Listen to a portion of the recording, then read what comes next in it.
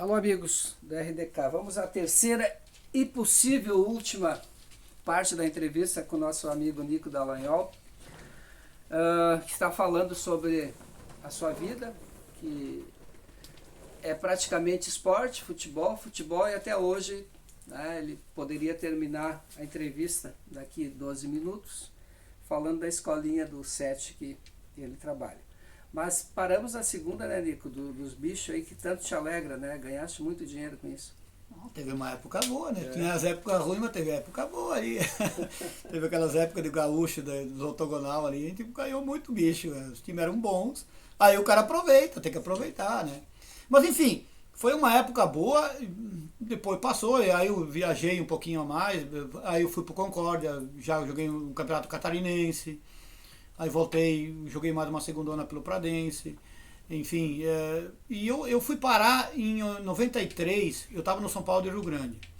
Eu tinha operado meu joelho no Ipiranga de Sarandi, rompi os ligamentos no Ipiranga de Sarandi. Tu jogava no... Sim, no Ipiranga de Sarandi eu rompi os ligamentos, eu fiquei 1 ano e meio parado. Eu tentei voltar, eu fui para o São Paulo de Rio Grande. Palmeirense. Tu te machucou no jogo do Ipiranga de Sarandi. Estamos sendo assessorados pela Helena Maria Bazelli. Enfim, eu rompi o ligamento. Sua esposa. Exato. Eu tentei voltar em 93, lá no São Paulo do Rio Grande. Mas aí, 3 meses, uma dificuldade enorme, a atrofia era muito grande. E eu já estava aqui meio pensando em parar. Quantos anos tinha? Eu estava com... Jesus... 30? 33, 32 para 33 anos. E aí fui lá 3 meses, abri um estiramento, por causa justamente da dificuldade pós-lesão, e aí eu decidi, não, é o fim, eu digo, não quero mais, não quero mais saber. E aí veio uma proposta do Elton de Andrade, né, para me manter no meio do futebol. Também foi um desafio porque era uma experiência nova, muita dúvida, mas enfim, foi aceito aquele convite para trabalhar no juvenil, juniores da Lajadense, naquele ano. A gente sabe que naquela época era muita dificuldade, mas a gente fez em 1 ano, 2 anos, trabalhos excepcionais, com tanta dificuldade, excepcionais, que me valeu, por incrível que pareça, depois de 1 ano e meio, trabalhar no profissional do Lajadense. Eu trabalhei 1 ano e meio no profissional, logo após que eu parei. Então foi também uma novidade, mas também foi um desafio que entrou dentro de mim e eu encarnei e a coisa deu certo, cara. E começou a pulsar, fui para o profissional, voltei, fiquei 1 ano e meio, uma experiência maravilhosa no profissional, voltei para os juniores, aí depois eu fiz uma taça sub-21 em Roca Salles, antes de ir para o 7 de setembro em 2000. Seleção? Era seleções da cidade, das prefeituras, por incrível que pareça, eram 158, 56 equipes. Nós fomos para a semifinal. Eu perdi a semifinal em Horizontina, cara. Mas no detalhe para ir para a final daquele ano. Então a gente fez trabalhos bons também no começo. E aí veio a proposta do 7 de setembro. Onde que eu Mas antes mostrei... antes do 7 tu fizeste também o BH, né? Não, foi exatamente. O BH foi entre meio termo. Eu já vou chegar lá. Porque veio o 7 de setembro, que eu já expliquei antes numa parte sobre a escolinha do 7 de setembro. Deu um novo desafio e graças a Deus gradualmente foi crescendo. Sim, o Anésio Zerves foi o que me fez o convite. Agradeço até hoje a ele. E a gente fez um excepcional trabalho na escolinha também, anos e anos. Em 2011, 11 anos de 7 de setembro, aí o Lajadense voltou a me fazer uma proposta. E eu, sei lá, eu não queria, na época eu não queria voltar mais ao futebol profissional. Mas fui induzido, pressão de um lado, pressão do outro, e eu aceitei o desafio. Voltei para o Lajadense novamente. E não me arrependo também, cara. Por incrível que pareça, o cara tem que ter um pouco de competência e sorte. Nessa volta para o Lajadense me veio um desafio maior ainda da minha vida, eu acho. Caiu nas minhas mãos assim uma taça BH de futebol júnior. A taça BH de futebol júnior são os 20 melhores times do brasileiro que estão jogando agora. Naquela época tinha Cruzeiro, tinha São Paulo, tinha infinidade. É os 20 melhores times do campeonato brasileiro, com mais 20 clubes oriundos do interior de Convidados. Minas Gerais. São convidados Convidados. que faziam sedes. E nós fizemos uma junção lajadense Pedro Leopoldo, do município de Pedro Leopoldo, Minas Gerais, fizemos aquela junção, fizemos uma equipe, eu tive que montar uma equipe em questão de 15, 20 dias. Com meus juniores que eu tinha aqui, que era um time bom, com mais uns 7, 8 jogadores do Pedro Leopoldo. Trabalhamos 15 dias aqui em Colinas para montar uma equipe, treinar uma equipe e ir para Pedro Leopoldo. Foi um desafio assustador, porque todo mundo, o comentário era que nós, se perdesse de 4-0, estava bom. Já era lucro. E nós fomos confiantes. Eu e o Pedro Frank, que era o preparador físico, também uma pessoa excepcional. Fomos dando incentivo, fomos fazendo palestra, fomos fazendo um trabalho de coesão, sabe? De aglutinar. E entre meio esse trabalho só tinha, por exemplo, um ídolo histórico de Minas Gerais, e para mim virou um ídolo excepcional. Simplesmente Dirceu Lopes, que é uma lenda em Minas Gerais, era o nosso diretor de futebol. Então, o que tu aprende, o que tu escuta daquele homem, tu te motiva de um jeito que tu não consegue nem dormir. Aí ele te dá uma palestra para os teus jogadores, tudo aquilo culminou para dar certo. Para resumir, aquela Taça BH que era para nós, de repente, perder de 4-0 e bater palmas, nós fomos simplesmente classificados em segundo lugar, tiramos simplesmente Cruzeiro, São Paulo, Cruzeiro, Tu ganhou de quem lá? São Paulo, e tiramos e Flamengo. No último jogo, nós tínhamos que vencer o Flamengo, numa quinta-feira à noite, em Pedro Leopoldo, 0-0 classificava o Flamengo.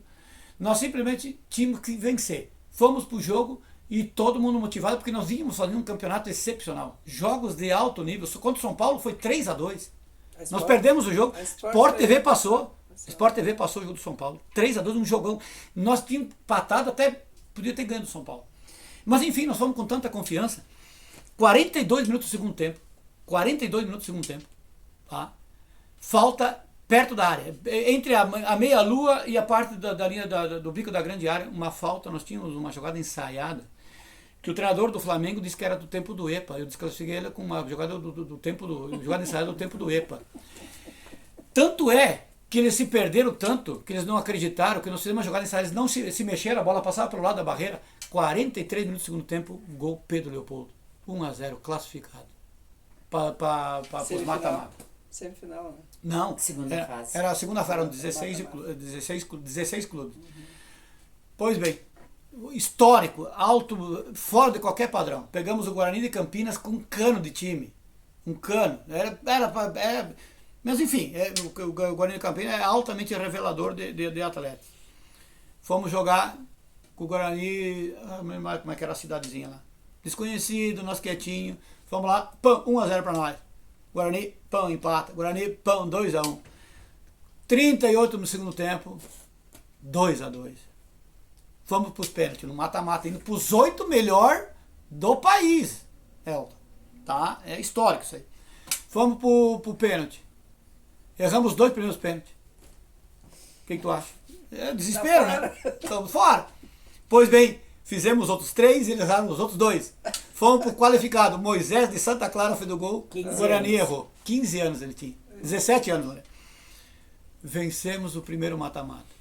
Para te ver como é que são as coisas. Entre os 8 melhores do país. Fomos jogar com o Atlético Paranaense. Porque o time do Atlético era um cano. E aí, sabe quem é que foi pé frio? Fui eu. Pior, tu tava lá, Elton. Eu fui lá. Não, pé frio não. É que nós estávamos cansados. Realmente, nossa preparação foi de 15 dias. Os times profissionais aí eram de 2, 3 meses preparando. Nós tivemos 15 dias de preparo. Nós fomos além de qualquer conta. Foi histórico. Nós só fomos desclassificados porque não tínhamos mais perna, mas foi... O programa é História de Vida e essa histórica que ele está contando aí. Ainda bem que tu me tirou um peso agora, porque eu tinha medo de falar sobre isso. Não tem nada, muito pelo contrário. Foi uma satisfação enorme receber a vocês, que eram daqui do Rio Grande do Sul, para fazer cobertura. Para sentir lá, o que foi aquilo lá. Conheci teu diretor, fui muito bem tratado. Sim, Deus o livre. Foi fantástico. Meu querido, filhos, tu já falou da Vitória, mas não disse o nome dela, eu estou dizendo da minha doutora Vitória. Né? Futuramente. Orgulho. Gremista colorado. Sou gremista, mas não sou fanático. Sou um crítico. Observador. Sou observador, Tu olha crítico. futebol, Dia e noite. Doente. Sou um doente por futebol. É meu passatempo. Quem está plagiando a tia é a Helena aqui, tá, gente? Não esquenta. Ela vai contar a história de vida, não sei se tu tá nessa história dela. Viagem, meu querido. Viagem? Qual é a tua melhor viagem ou viagem que tu queira fazer um dia? A minha melhor viagem foi para Pedro Leopoldo, né? Por tudo que aconteceu. Pretendo voltar ainda lá. Que eu quero ainda falar com o Dirceu Lopes, reviver aquele pessoal. Aquilo foi algo maravilhoso, sabe? Mas claro, tem outras viagens agora, depois que eu tiver mais calmo com a vida. Não foi tu que trouxe o jacaré de lá? Exatamente, o jacaré foi um discípulo nosso que trouxemos para cá e tá, graças a Deus, está bem ali no Lajadense, está muito bem no Lajadense. Jacaré é gente finíssima, parceirão. Faz tempo que a gente não se vê, mas é uma pessoa finíssima. Algum ídolo do futebol? Ídolo assim, o que eu vou dizer? Eu sempre admiro bom futebol.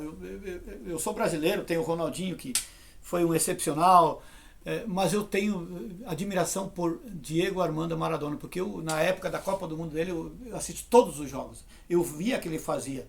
Ele, o próprio Messi, são dois jogadores que não sei se nós vamos ver ainda, além do Pelé, porque o Pelé ele foi antes, sabe? Eu peguei ele no final, sabe? A gente sabe da qualidade dele, tudo, é um ídolo excepcional. Mas quem eu vi jogar, que fez misérias, foram esses dois jogadores. Sim, em termos de futebol. Valia a pena ver jogar. Baixinho, nem tu, né? Antes de... Menor. Helena, tu tem alguma pergunta rápida? Não. Mas antes de tu dar um conselho, fala um pouco, rapidinho do teu trabalho hoje.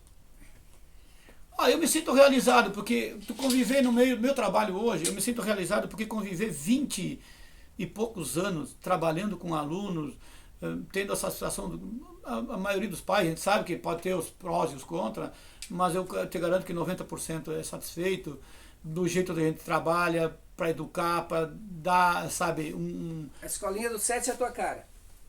Não digo que seja a minha cara, eu tenho o meu jeito de ser. Independente que seja vestindo a camisa do 7, do Lajadense, onde eu for, eu boto o meu jeito de trabalhar, o meu jeito de ser. Então o meu jeito de ser, ele vai ter que ser implantado dentro daquele... 30 segundos, Helena. Helena Maria Bazege, 30 segundos. Daquele clube. Helena Maria Bazege, meu Deus do céu, tudo que nós já vivemos junto, não tem nem o que falar. Nosso maior prêmio é Vitória. Vitória. Vitória é a raiz da vida da gente. Eu tenho um filho único, filha única. Então, eu estou satisfeito. Familiarmente, profissionalmente, eu estou faceiro na vida, como diz o outro. Quantos anos tem a Vitória? A Vitória faz 26, vai fazer 27, né? 25? Vai fazer 26 agora. Uma criança, uma doutora. Né?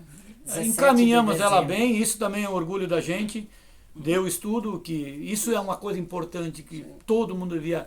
Filhos é a coisa mais importante, encaminhá-los bem, para dar uma segurança, para depois também eles cuidar da gente futuramente.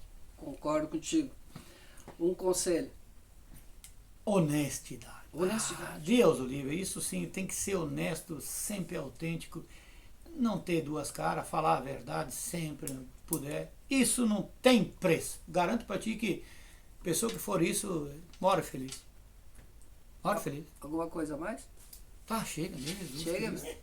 Falei demais. Tá gravando ainda. Tá gravando, sim. Mas é uma satisfação ter vindo aqui falar com a RDK, que está dando espaço para todo mundo, isso é importante e espero que sirva algo que a gente falou aqui de exemplo para alguns meninos, principalmente que queiram um sonho, porque queira ou não queira, dentro do que eu falei aqui, tem muita dificuldade que eu passei na vida, muita dificuldade, e sempre tem que superar, nunca baixar a cabeça, sempre erguer, sempre ter força de vontade para superar todos os problemas que tu tem perante a tua vida. Mas venceu. Sem dúvida. Um abraço, muito obrigado, Nico. Show de bola. E até a próxima. Show de bola.